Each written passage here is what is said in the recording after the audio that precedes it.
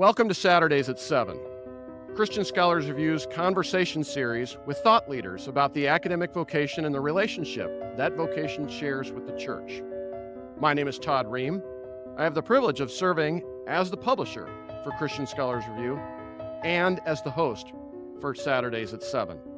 I also have the privilege of serving on the faculty and the administration at Indiana Wesleyan University. Our guest is Satyan L. Devadoss, the Fletcher Jones Professor of Applied Mathematics and Professor of Computer Science at the University of San Diego. Thank you for joining us. Thank you so much. What a joy to be here, Todd. As with other guests who contributed a series concerning mathematics as a vocation, I'd like to open our conversation by asking about a 1960 article by Eugene Wigner. For individuals unfamiliar with him, he served on the faculty for a number of years at Princeton University, served as the director of research and development at what became the Oak Ridge National Laboratory, and won the Nobel Prize in physics in 1963. In February 1960, he published The Unreasonable Effectiveness of Mathematics in the Natural Sciences in a periodical known as Communications in Pure and Applied Mathematics. When reading this article, I found that he used some rather curious and inviting forms of language. For example, in one of his 2 points, he claims that the enormous usefulness of mathematics in the natural sciences is something bordering on the mysterious, for which there is no rational explanation. In his second of 2 points, he then contends it's just this uncanny usefulness of mathematical concepts that raises the question of our physical theories. To begin, how do you respond to his curious use of language? Are mathematicians, for example, prone to using terms such as mysterious or uncanny? How much you respond? We absolutely are. Most of our lives is surrounded by mystery. Every time you figure something out in this world, whether how to open a can of food or how to open a door or how a submarine works, whatever it is you figure it out, you realize, oh my gosh, there are 10 new questions I want to ask. And so every time you get an answer, we are so curious as humans that we have 10 new questions that we're trying to figure out. So if everything is solved, you just multiply it by 10, there's 10 times more unsolved mathematics that any idiot would be thinking about, including me, than that is known. And so as mathematicians, we use mysterious all the time because we don't know about the 10, right? These things are alluding to some bigger stories out there. We have no idea.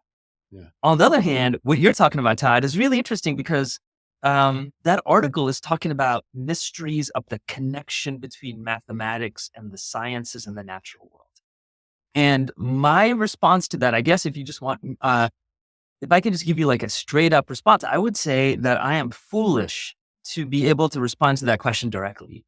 Because one of the joys of mathematics is actually to take ideas in the science world, bring it to the math world, and then completely ignore the natural world from that point on.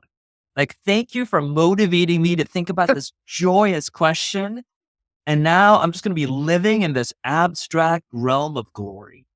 And the scientist actually does almost just the opposite, right? They are trying to figure out scientific world, and they're using mathematical tools and structures and patterns to put scaffolding to make sense of what the heck is going on. Like, how does gravitational pull work? How does a biological cell replicate, right? What does DNA look like? How does chemical bonds work? And so they are thinking about mathematics as structures and patterns.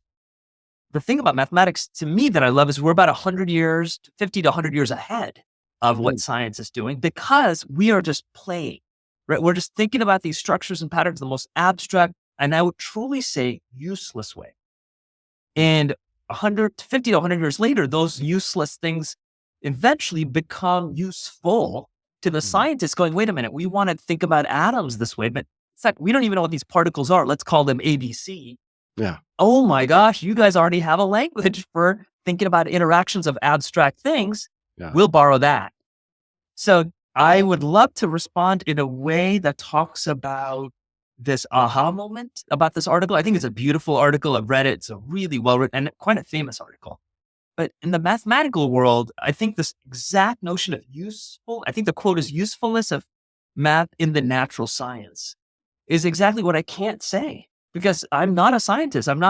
Certainly not a Nobel laureate in terms of physics, right? I'm completely in the opposite box of taking math ideas and just. Yeah. At what point then in terms of this curve that occurs in history, Yeah. do the ideas that mathematicians work with then merge back with and become evident and perhaps in some cases useful to those in disciplines such as physics and chemistry? Is there a way to sort of Mm. chart what that curve might look like?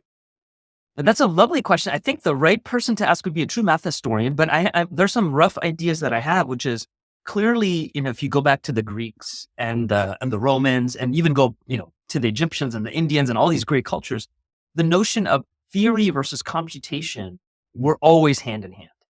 When you're doing something, you're calculating something, right? You're thinking of an abstract idea. Wait, this is true for all triangles?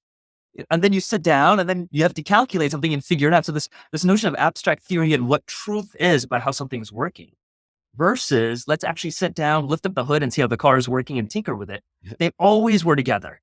And so when we today talk about AI or computational mathematics versus pure mathematics and theoretical mathematics, that divide is quite artificial if you go back a couple of thousand years. Mhm. I would say the main split, and this is just my naive sense as just a teacher who's been thinking about some ideas, would be Carl Friedrich Gauss. Gauss was basically one of the gods of mathematics who ruled the earth. And I think he was so proficient and prolific and brilliant that he actually knew the entire landscape of math. He knew how numbers worked, how functions worked, how geometry worked, how algebra worked. He kind of knew everything. But he was so prolific that afterwards, math became shattered into pieces. Like nobody can see all of math anymore.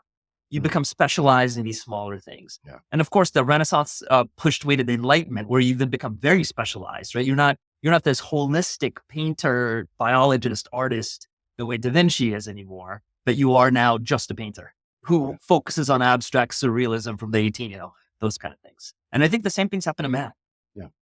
Would it be beneficial then to both mathematicians and, say, physicists and chemists if that curve in Yeah. history, Yeah. there were ways to draw the two closer together so that the time that lapses isn't as great perhaps that it might be now? Or would Um, that actually diminish the creativity that mathematicians seek to exhibit and artificially force ideas into, say, disciplines such as physics and chemistry prematurely? I would not want the curve to touch at all. As Yeah. this is my personal opinion, right? Like Yeah. for my life, not for the world of mathematics and the world of the sciences. And the main reason is, and this is a weird thing to say, as a human, I'm really interested in the natural world because I love ice cream and I enjoy a glass of wine and pizza with my friends, right? So I love this embodied life that I live. But as one who's a mathematician, I want to play. Mm. So I don't want to get into the realm of Oppenheimer, where Oppenheimer's playing and at the same time he's going, oh my God, I am playing with ideas of God. Like I can now, with my powers, destroy things. Yeah. If you come to my world, I'm talking about unfolding 300 dimensional boxes into 299 dimensional space. For example, you can take a 3D box and cut it open and fold it flat into 2D. I'm doing this, in higher dimensions. And an ethical question is like, who cares? And the answer is nobody. Like, I care. That's why Yeah. it's glorious. It has no ramifications to nuclear proliferation. It has no ramifications to the new COVID vaccine that I might be developing, the antigens for, the new creation for. Like, the disconnect is so there that I'm allowed to play Yeah. without the dire notions of consequences that scientists deal with, Yeah. that I don't have to deal with. And so in one answer, selfishly, I want them to be disconnected. Having said that, this physical world and applications that you talk about, math and bringing that curve together, I think it's actually important for many people to do that. So I think it shouldn't be a field, like the entire mathematics shouldn't arch towards holding hands with the sciences anymore. Mhm. But there are many mathematicians and scientists who know how to connect those two things really clearly. And we call them nowadays, applied mathematicians, right? People who work with scientists, talk about the way birds fly in the sky or the way bats evolve or the sonar technology. It's like, oh my gosh, that reminds me of a math idea. I can use these modeling tools that predict what the bat might be doing at night and how it might be moving its wings. And so there's this playfulness that's going on, but I think it's kind of a discrete setup. If you want to think about these two worlds, like think of it as like a discrete set of tentacles that touch those two worlds. but I do not want the entire sheets to glue together, right? I just want these handful of things to say that this is joyous. There's playfulness there as well. But in a general math context, we are empowered to live in this other world, to just play. Yeah. Thank you. Thank you very much. Yeah, my I pleasure. want to ask you now about your own development as a mathematician. You earned an undergraduate degree in mathematics from North Central College and a doctorate in mathematics from Johns Hopkins University. At what point did you begin to sense mathematics would prove central to your sense of vocation? That's a great question. I think that really happened around my third year in graduate work. I didn't enjoy math until that time. And so let me, I guess to give you a sense of what's going on behind the scenes, I loved Legos. So I grew up in India. I was born and raised there. Never saw a Lego in my life. We had rocks and books and simple things, but none of these amazingly gorgeous mass manufactured stuff, right? India in the 1970s and 80s were just like beautifully handcrafted work because work was prevalent in terms of just people being there. But in terms of machines, that wealth did not come. Like a Matchbox car would be more money than you could imagine for a kid to ever see. And so when I came to the States in the 80s, I saw Legos and I couldn't believe that it's this toy that you could break apart and play with. And as I was playing with them, Todd, it was interesting. Looking back in my life, I realized two things about those Legos when I would play with them in high school and junior high and most likely even college, if I remember. But the two things are I love to make things and then I love to talk about things. The thing I usually end up, I'm just sitting in my room. I made some tractor or something like that. And I would just be talking truly to no one in the room and saying, this tractor is amazing. Not only does it have a 4x6 plus, I would just be kind of trying to sell the tractor to, in my own mind to an audience that didn't even exist. And when I went to North Central, my dad was a professor there. So it was free for me to go there. It was great. It was a lovely experience. They had a 3-2 program. You go there 3 years. And then you go to a place like Urbana-Champaign, one of the big universities in Illinois, and you go there 2 years and you have this liberal arts broad background for the 3 years and you get this focused engineering in 2 years and you walk away with like a math and engineering degree. Perfect. I wanted to be a mechie to be able to play with gears and pistons and stuff. So I finished my undergrad degree and I realized, I could just graduate in 3 years rather than going 2 more years to get any extra. So I took a lot of AP credits and I was a nerdy kid in high school. So I was able to graduate in a few years. And I knew as a kid, it was absolutely clear in my life that my parents said, you have to get a PhD. Just like in your life, it was clear that you have to go to 4th grade. Like there was never a conversation about whether 4th grade is an option. It's just, if there's a bully in 4th grade, you wouldn't say, Mom, it's tough. I think I'm stopping around here. Like that just never would even occur to you, right? You just get it done.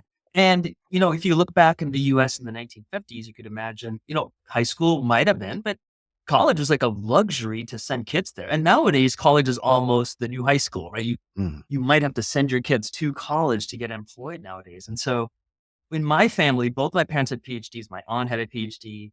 It was just kind of clear that they came from India to get a PhD. So it was clear to do that. And so I went to Johns Hopkins, had to get a PhD. So I figured, why go 2 more years and then get an engineering degree? Let's just get off the train. How do I get off this? How do I get off this? Out of true laziness, Todd, how do I get off this academic train as soon as I can? So I was like, you know what? Instead of getting 2 more years of engineering undergrad and then doing a PhD, why don't I just knock it out now?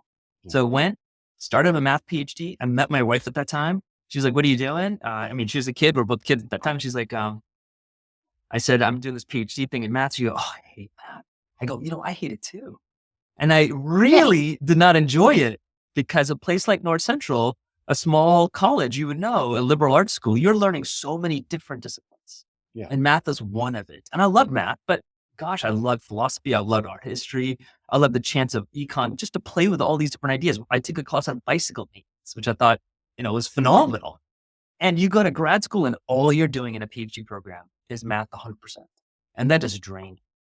So to finally answer your question in this long-winded approach in my life, I just want to say that it wasn't until my 3rd or 4th year in grad school when I finally got to play with my own ideas that I felt like I was playing with Legos again. I wasn't following the instruction manual that would come with the Lego kit. With the first 2 years of grad school felt like it's like, do this and do. The 3rd year is like, oh my gosh, wait, I could just take these pieces and do what I want. And then I fell in love with math and I realized how glorious it was. Were any individuals along the way, you know, besides perhaps your father, helpful in terms of reconnecting with that love or connecting that love and then igniting that passion? I don't think my parents had any direct connection. The kind of work my dad did for math was, I find it archaic and boring. In all honesty, it's like, that part of math wasn't exciting to me. So what they did do was clearly draw the line that this is going to happen. Like, Mhm. you're getting a PhD. And the fact that they did it was, listen, we're scrubs. We came from India. We could do this.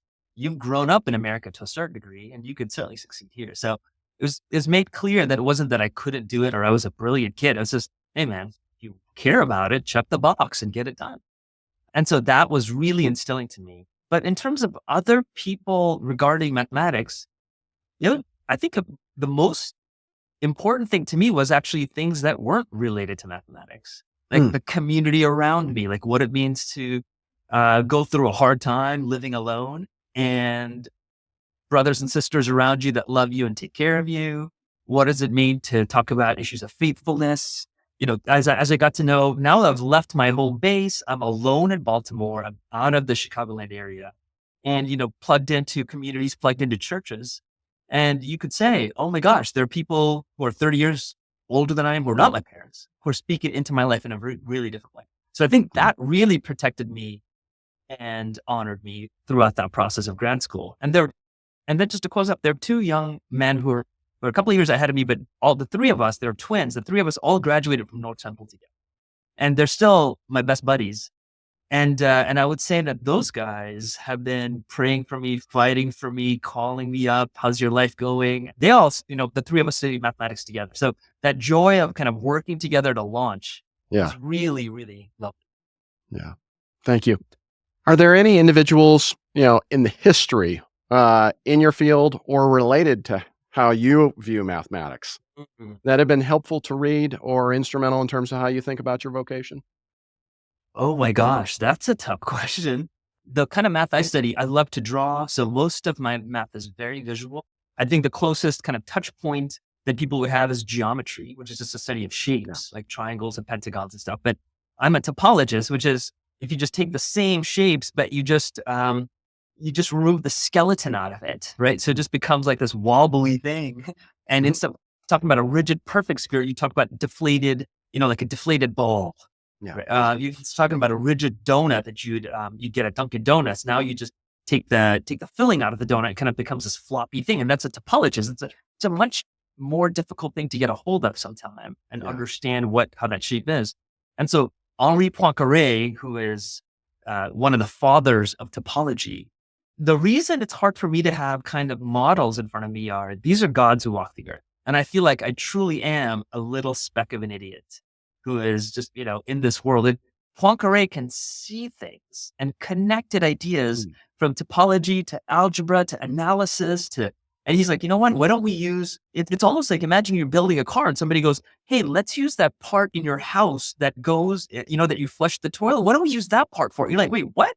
That's not a car. Yeah, that's not a car part. He goes, let's try that. He goes, Yeah. the radio transmitter, let's just use the antenna and you could use that as a coil. Like, wait, that's not a car part. You're able to connect all of these different things that don't belong together. That's Yeah. Poincaré's power. That's what the gods can see. They can Yeah. see the landscape and connecting. So it was lovely to have him as somebody to aspire to, but very different worlds in my life. Yeah. As a topologist, then, perhaps it was that return to that experience like with Legos. Yes. But can you say more about how you came to topology Yeah. and how it became a passion of yours and central, also to your sense of vocation?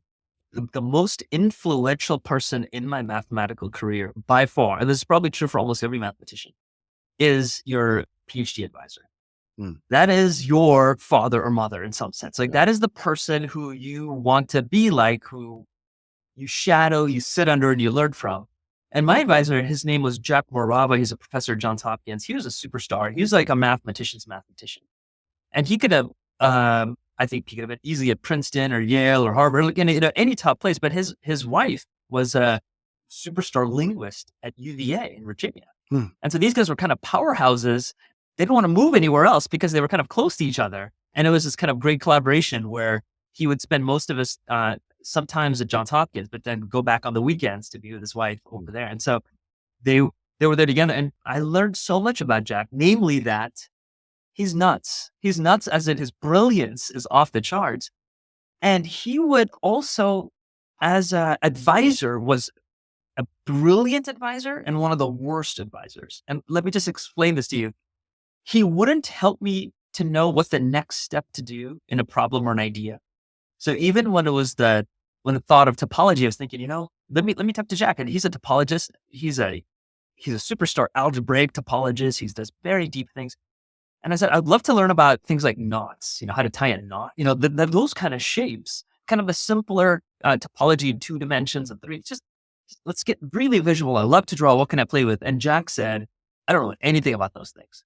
So why don't you learn it, teach it to me, and we can play around with that idea. And so we started doing this, and he would just be giving me ideas from 4 or 5 years into my future. So he would just be saying, hey, this is what I'm thinking about. This idea comes to me and this idea. And I'd be writing down things going, it's going to take me 2 weeks to understand those words that you just said, Jack, and I'd spend weeks just figuring out what those ideas were. And I'd realize I don't know how to connect that at all. But 15 years later, Todd, he was right in everything. Yeah. Like he was thinking about these really big intuitive notions of how things fit together that I would just be unpacking over the years going, wait a minute, Jack was right. Like that's why he had said that. The reason he was a bad advisor is he said that to a grad student who's an idiot. And he should have been saying it's like a full professor somewhere, but that's how his mind works, right? He's connecting these things. So he was incredibly influential on the way I personally think and try to connect ideas up also. And my strengths and weaknesses, I realize, is echoing his. In fact, when most people ask in the math community, almost no one asks where you went to undergrad. No one asks almost where you went to grad school. The number one question everybody asks is, who's your advisor? Because your advisors can move around also, right? Like you could be a professor at Princeton a little bit, then go to Berkeley. And so it's not Berkeley or Princeton that's exciting. It's, hey, where's your DNA from? Yeah. And the moment I say, oh, I'm Jack Morava, you're Morava's kid. Okay, I know exactly how that brain's working, how crazy that could be. And so, we know who we're dealing with here exactly. now. Exactly. You're his kid, right? Like that's how your children are working. I know what that family you're from. Yeah. Want to ask you a little bit more before we change topics again, please, about one of your projects. So if you could talk with us about a recent project, and in particular, the sense of what is it you find intrinsically appealing or gratifying about that project, and help us appreciate the joy that the pursuit of that project brought to you. What really gets you up in the morning? And oh gosh. So I guess I'm wired in the way, going back to the Lego thing, I'm really wired to talk about things that I make. And I have a hard time talking about things somebody else makes. And what I mean by that is I don't find any flaws in anybody else's work, but my joy is the kind of stuff I'm thinking about. So I think what you had asked really resonates with me. I have a really hard time actually figuring out which of the ones I want to talk about right now, but I'm going to talk about one thing in particular, which I alluded to a little bit, which was unfolding boxes. Let's just talk about this simple idea. So imagine somebody gives you a box from Amazon, just a rectangular box, or even you can even make it into a perfect cube if you wanted to make life easier. And here are the rules to the game, Todd. The rules are, you want to break the box down so you can recycle it. Okay, so you just want to, it's a 3D box, so you want to recycle it and save space, so you want to make it 2-dimensional. You could you have a knife, and the knife I'm allowing you to cut is, you can cut anywhere you want to, but that's a lot of work to cut through the main material. Why don't you cut at the seams, where they kind of taped those edges together? So your rule is you have to cut along the edges. And if you cut along all the edges, you get, let's think about it. If you have a cube, if you cut along all the edges, you have 6 squares in your hand, and it's flat, but that now you have to hold on to all the squares before they fall out of your hand. So you'd like to have one piece that you'd like to take and throw it in the recycling that's flat. And so can you cut some of the edges, not all of them, so that it still stays connected, but lays flat? And if you think about this, if you actually cut the vertical lines and then the top part, it'll actually unfold into a cross. It actually looks like a Latin cross where the 4 flaps of the cross go up and then the longer part goes to the top. Okay, that's one way of unfolding it. It turns out, this is a really cool 3rd grade problem. how many other ways can you unfold this box so it has a property? There are 11 ways total of doing it, that it unfolds and lays flat. Okay, cool. And here is my favorite question in mathematics of all time, which is, instead of a cube or rectangular box, what if somebody gives you a weird shape like this one, like an icosahedron, or think of any, take a piece of clay and just chop off the sides so you get any polyhedra you could imagine. 300 sides made of triangles and pentagons and 300 sides. The only rule is that this object has to be convex. And all that means is that if you're inside the object, you can see anything else inside of that object. So like a horn of a Viking is not convex. If you're at one part of the horn, you can't see the other part of the horn staying inside. But basically, it basically is saying, if you want to summarize convexity, it's almost like sphere-y, right? It has to kind of be spherish, as many sides as you want to. And here's the question, Todd. If I give you one of those objects, some weird shaped thing, can you find a way to cut it, unfold it, lay it flat, just like I said, so it's one connected piece? It turns out we can do that as mathematicians. We can prove that you can always do that. Now, there's one added condition. The flaps can't overlap themselves. When you're unfolding, like peeling it like an orange, it has to lay flat on the floor, but it can't overlap themselves. Like if you think about the cube example that I told you about the cross, it doesn't. The cross lays flat. None of the squares touch themselves. And the reason this is so important, and this alludes to the very first conversation we had, is for the physical world. If you're manufacturing, if you want to recreate the box, then you could just laser cut that piece out and then refold it and get that box on your side. Yeah. If it overlaps, then you got a problem, because that one piece has to belong to two separate flaps, and that's not going to work. And so this question, 500 years old, from Albert Dürer, a Renaissance god. And the question was, given any kind of a box, can you always unfold it flat without overlap? And this lingo for folding it flat without overlap is called a net, N-E-T. And this is a question that is absolutely unsolved in mathematics. In fact, to the point that I'd say half the people working on this question think it's true, that everything we've tried, all the computers running all the time to try all these different examples, it's always working. Half the people think, of course it's going to work. We just don't know why it's working. The other half the people think, you know what? We haven't thought about the right thing yet. There is a box out there that no matter how you try it, you're always going to have overlaps, no matter how you cut it.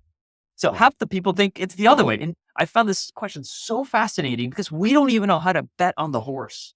We don't even know if the horse is going to win or lose. And so this to me is probably my favorite kind of problem to fool around with.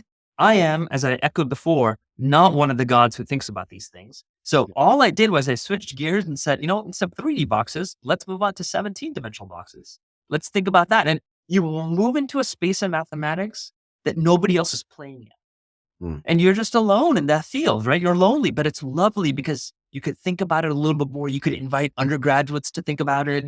There's not the gods of MIT and Stanford who are competing at that problem, who want to solve this fundamental problem. They don't really care about that 3D thing. And we just move a little bit over, play in our own little area, but it's all connected to it. And then we try our own hand at it. So that's my favorite kind of stuff. Yeah, that's fascinating. Wow. Fascinating. Thank you. There's only one problem that comes with this, though, and you explaining and sharing this with me here today, is this evening I have to prepare the recycling to go out to the church. And my wife, Sarah, may come out after about 2 or 3 hours and wonder what in the world her husband is doing out there in the garage when it usually takes 10 minutes for him to prepare the recycling. And he's been out there for 3-4 hours. And he has this vexed look on his face as he's trying to unfold and then refold this box. Yeah, absolutely. My friend, it is a joyous thing to be. Usually the great thing about it is most of the things we get are boxes, just rectangular boxes. So the solution's done. But man, a cool question is, hey, how many ways can I unfold this thing? I got this cross going, right? That's kind of easy to do. And sometimes your boxes have flaps on the middle, right? Even the top part is cut open. So now it gets, oh my gosh, I'm just getting chills thinking about it. Now you just get to play. This is it. You just get to play. So I'm sorry for your wife. Yeah. Please. Well, if I don't get any sleep tonight, we'll blame it on Jack. How's that? Perfect. That's lovely. We'll blame it on him and his mentorship of you as a graduate student. I want to ask you about a couple of other different areas and efforts that you've led over the course of your career. To begin, in 2011, Princeton University Press published your Discrete and Computational Geometry, a book you co-authored with Joe O'Rourke. What led the two of you to pursue that project? That's a great question. As I told you earlier, I'm a topologist. I'm interested in geometry, these rigid shapes, and this echoing of unfolding boxes is an example of it. But I've been trained as a topologist. I really haven't been trained as a geometer. But I was a professor at Ohio State, and I was teaching graduate class there, Todd. And computer scientists asked me if they can sit in. Computer scientist faculty asked me if they could sit in on my first or second year grad class that I was teaching to students. And I said, sure. Okay. So they came in and sat and took a bunch of notes. And then later in the semester, they said, we're writing a big grant to the Defense Department. Can we just put your name on the grant? I said, wait, what? Just what do we just need a mathematician. Here's the kind of stuff we're thinking about. Is it? And I was like, sure. I mean, let's throw our hat in the ring. And at that time I went to Williams the next year, Williams College in Massachusetts as faculty. And we got this big grant from the Defense Department. And I was trying to figure out what it was they were doing. And I realized all the stuff they were doing is math that's 100 years old. The computer scientists are finally trying to figure out some of these ideas that are kind of classical that have been done in the 1900s, early 1900s, that aren't cool and hip anymore in the 2000s because we've moved on in the math community. And so let me just explain those words, discrete, computational. Discrete just means, if you have your car, it has a lot of smooth curves on it, right? You need wind resistance and it has these. So discretizing it is replacing the smooth car by a bunch of dots and lines and triangles. So it looks like a triangular mesh. And so the reason that's done is the same reason Pixar does it when they're animating The Incredibles or Ratatouille or Bugs Life is truly behind any of those images of Mr. Incredible. It's just a bunch of polygonal mesh. Right? It's just a bunch of polygons, but it's because a computer understands dots and lines really, really well. It knows how to move a line. It knows how to average a line. It knows how to turn a line. It knows how to add lines and dots. So that's how computers think. It's very linearly. So you approximate something curvy like Mr. Incredible with that stuff. You make it move as the skeletal structure, this discrete structure. So you can compute it fast. And at the very end, Pixar does something called the rendering algorithm, which smooths everything out. So it looks like a human. And so it is very difficult for a computer to understand how shapes work unless they're flat lines and triangles and those kind of objects. So you need to discretize things, make it into these dots and lines, discrete versions. And the moment you discretize that, a whole bunch of mathematics appears that is no longer trendy in 2000, but is really trendy in the 1900s, which is how does polygons work? How do polyhedra work? How do you unfold a box? Those kind of questions weren't hip anymore. But computer scientists were realizing, oh my gosh, this is actually what we need to make our algorithms move really fast. And so they were sitting in my first year graduate class trying to learn some of the basic foundations in order to implement some of these ideas. The problem was this infuriated me because why is the computer science community getting credit for the math stuff that's already happened? And so most work in computational geometry was done by computer scientists for computer scientists. And I wanted to bring those ideas into the math world, make them hip and cool again, and introduce these new unsolved problems about boxes that were happening. And so Joe O'Rourke is one of the fathers of the field of computational geometry. He's about 30 years old, and he was at Johns Hopkins as a faculty there, then went to Smith College in Massachusetts and truly knew everything. He's kind of like Gauss, who kind of knew the landscape because it was a baby field. And now it's massive. He wrote the Handbook of Discrete Computational Geometry, 1,400 pages of just everything you can kind of understand. And even that handbook is now out of date because it's growing so much. So I asked Joe, how about you and I write a book? He already had written a textbook for undergrads. And I asked Joe, I think one of my greatest achievements was to convince this man who knew everything and who had already written a textbook to write another textbook with me, just aimed at mathematics for mathematicians. Can we rip the computer science stuff out and just put in gorgeous images so students can fall in love with the ideas without the computational theory? I want to ask you now about your 2020 book that MIT University Press published, Mage Merlin's Unsolved Mathematical Mysteries, a book you co-authored with Matt Harvey. Yes. What led the two of you to pursue that project?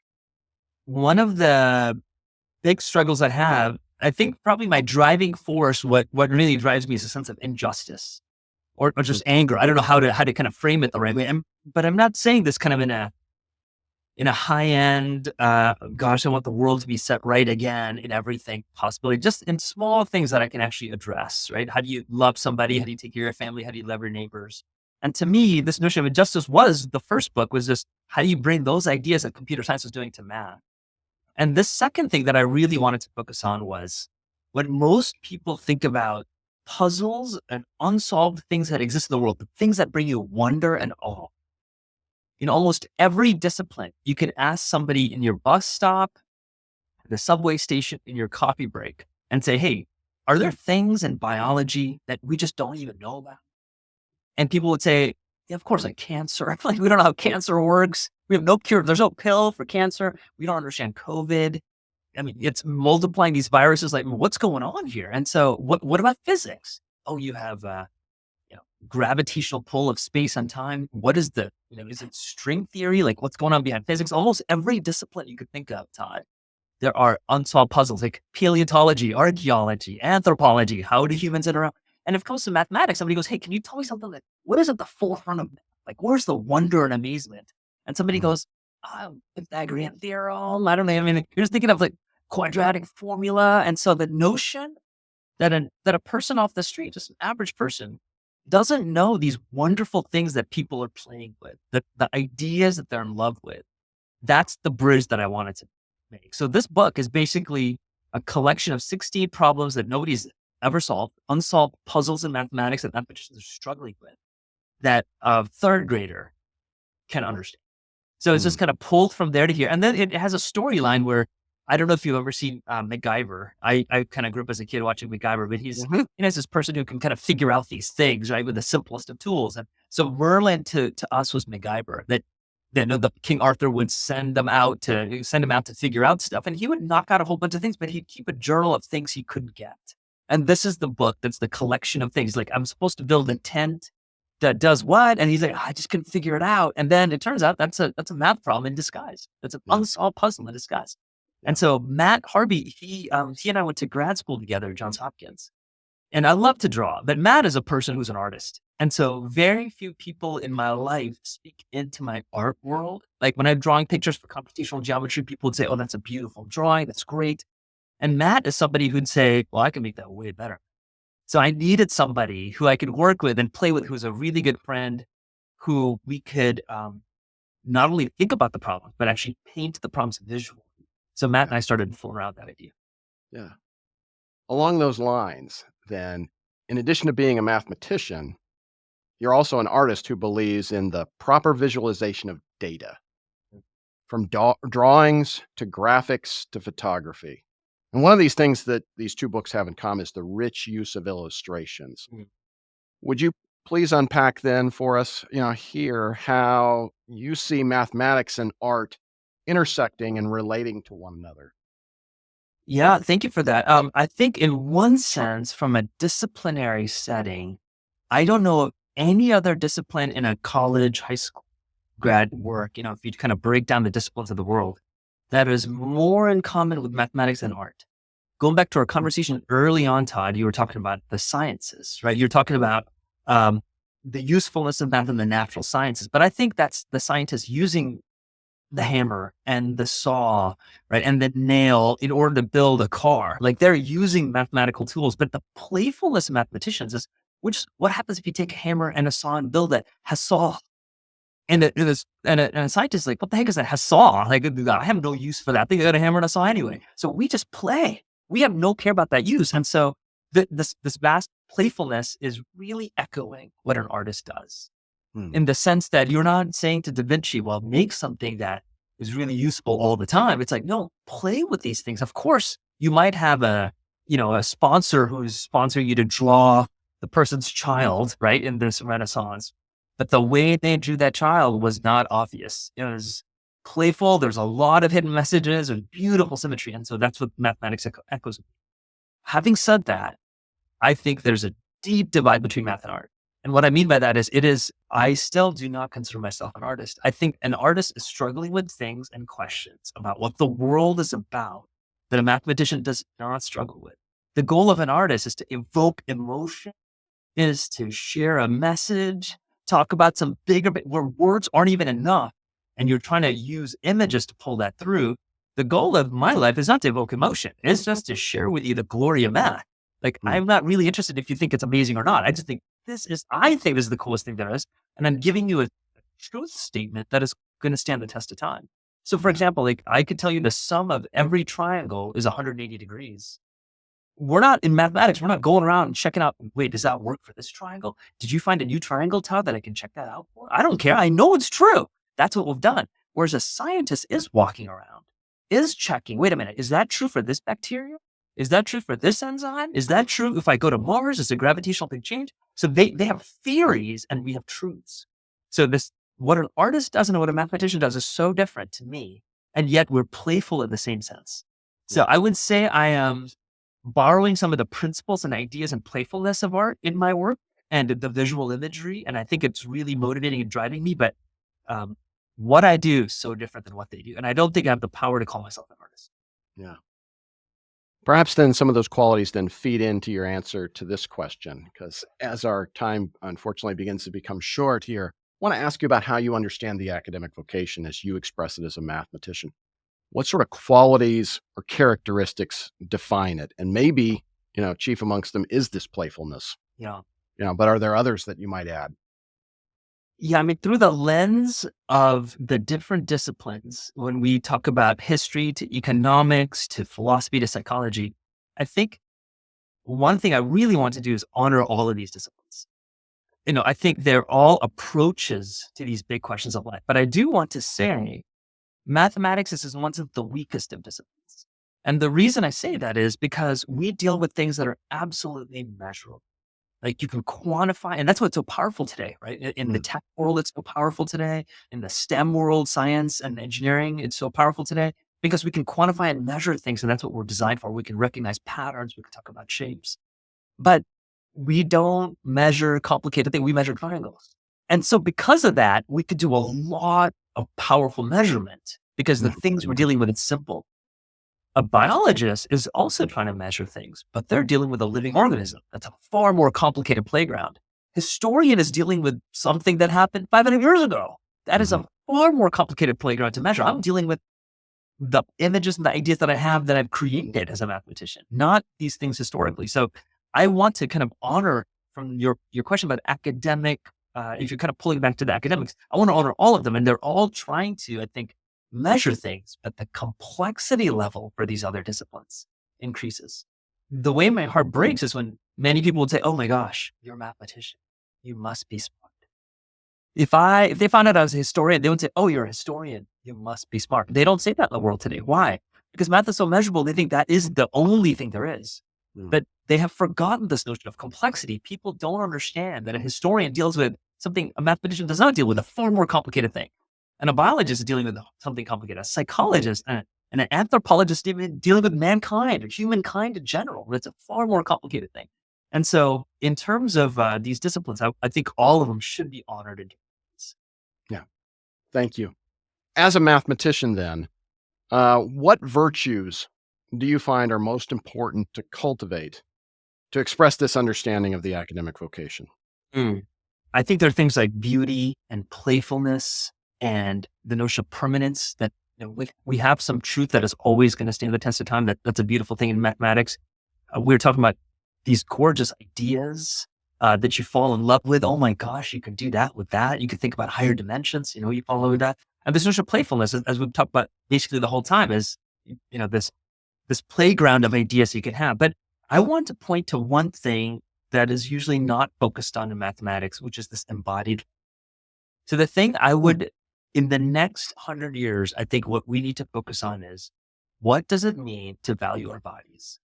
And if you think about the math community, when you're in third grade, you play with blocks and you have these, these manipulative toys that a teacher might show you. This is what multiplication is like.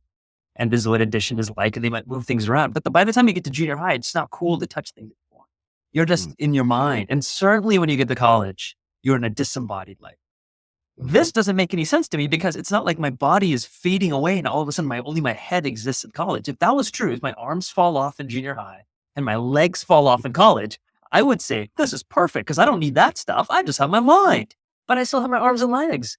So the question is, if mathematics has advanced so much with our mind alone, how much more can it advance if your body is also involved? That's my favorite question that I'm struggling with. So we built a math studio, a 800 square foot playground of like popsicle sticks and toothpicks, chalkboard, display place. You could just come and play and make mathematics. Again, talking about playfulness, talking about beauty, talking about permanence, except use your body to try it. And I think especially with AI and tech and our obsession with phones and technology, including this, I mean, it's a beautiful thing because you and I get to talk and we get to hang out and people get to listen and share. But at the same time, it becomes this controlling or all powerful thing that we think is too important. Yeah. I want an embodied life that also matters, where pizza matters, or a glass of wine matters, or ice cream matters, and we're touching so we can solve unsolved mathematics also matters. Yeah. Against what vices then do mathematicians Yeah. need to be vigilant as they exercise their vocation? I think the biggest vice currently in the 21st century is the notion of ethics. If you go back to what we talked about, the fact that a biologist, Oppenheimer, and physicist has to deal with the issues of ethics as they're creating these ideas, a mathematician has not. Like we've never unless you go back to the olden days when math, the theory and computation were together. Nowadays, math is so abstract and higher dimensional stuff that I'm not thinking about the ethics of unfolding 900 dimensional boxes. It doesn't matter. But with AI, Todd, that things that were in the corners of mathematics, the most abstract, useless things. My advisor, Jack Morava, was working on things like homotopy theory, very high level abstract cobordism and cake theory, are now being pulled. And the application to some of that is like within a month turnaround. One of my friends is just received or has received, I think, a $6 million grant from the Air Force to talk about the most abstract ideas of mathematics.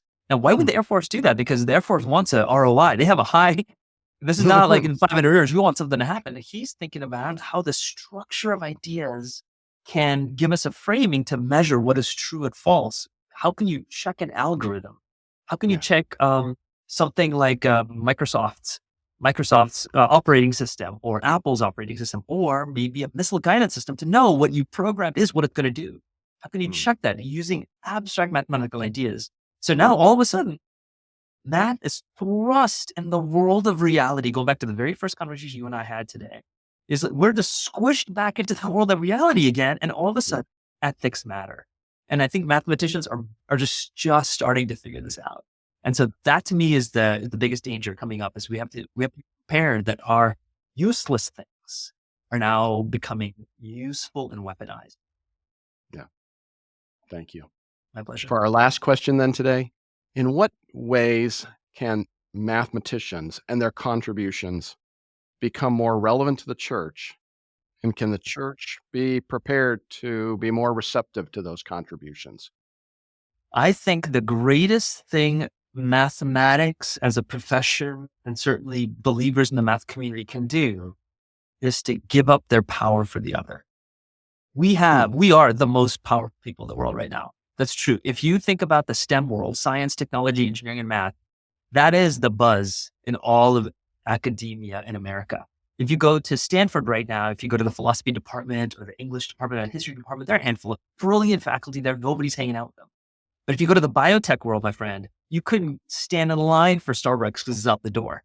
There's so many people in the STEM world that are obsessed because it will give you money, it will give you measurable outcomes, and it's a powerful force for getting jobs right now and for making the world. If you think about what AI is doing already, much less AI and mixed with everything in STEM. And the people who empower all of them, we are the cocaine dealers because we make the stuff that empowers everything. And so if I walk into a room and somebody goes, oh my gosh, you're a math PhD, I'm honored compared to almost any other discipline there is. But if you want to measure things in the world from a Christian perspective, if you want to talk about the resurrection of Christ, well, then you need somebody who could measure historical powers. If you want to talk about linguistic powers of scripture, hey, is the book of 1st and 2nd Samuel about David? Is that actually a work of art? Like, is it actually, or is it a bunch of random stories? Robert Alter, who's a professor who retired from Berkeley, gives the greatest defense as to why the Old Testament scriptures, the Jewish scriptures are a work of art as a work of writing, as a literary critic. And so unless we in the math community give up our power and point that light to people who are struggling with incredibly equal but much more complicated ideas, then we will just absorb this wealth and not share it. And I think our time is to diminish a little bit more than we should. And there might be a time when the historian might need to diminish and point it back to math again. Now is not that time. But that's the greatest calling I think we should have, is we should bend the knee for these greater disciplines to actually have a chance to play it. Thank you. Our guest has been Satyan L. Devadoss, the Fletcher Jones Professor of Applied Mathematics and Professor of Computer Science at the University of San Diego. Thank you for taking the time to share your insights and wisdom with us. Pleasure's all mine, Todd. Thank you so much, my friend. Thank you for joining us for Saturdays at 7. Christian Scholars Review's conversation series with thought leaders about the academic vocation and the relationship that vocation shares with the church. We invite you to join us again next week for Saturdays at 7.